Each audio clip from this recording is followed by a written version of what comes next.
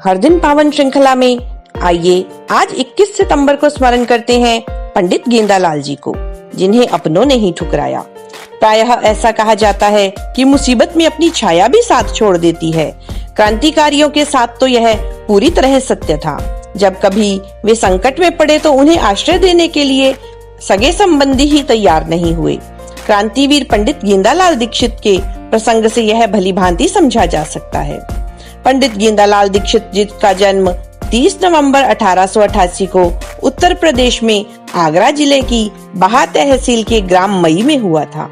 आगरा से high school कर वे DAV पाठशाला औरैया में अध्यापक हो गए। बंग भंग के दिनों में उन्होंने शिवाजी समिति बनाकर नवयुवकों में देश प्रेम जागृत किया।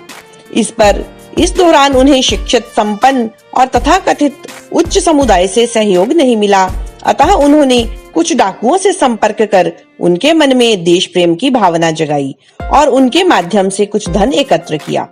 इसके बाद गेंदालाल जी अध्ययन के बहाने मुंबई चले गए।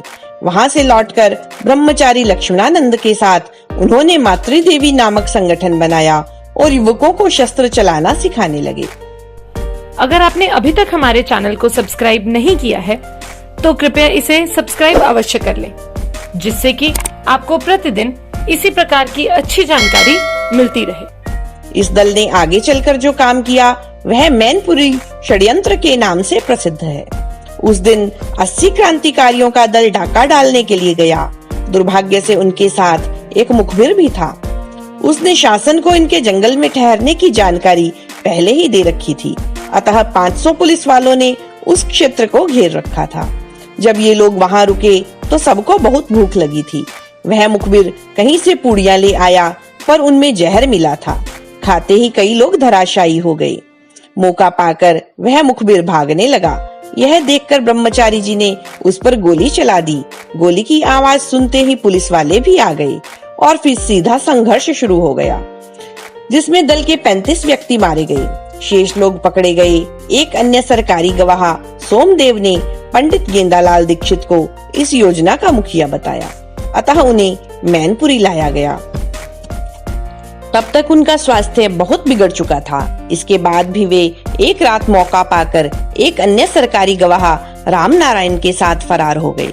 पंडित जी अपने एक संबंधी के पास कोटा पहुँचे, पर वहाँ भी उनकी तलाश जारी रही।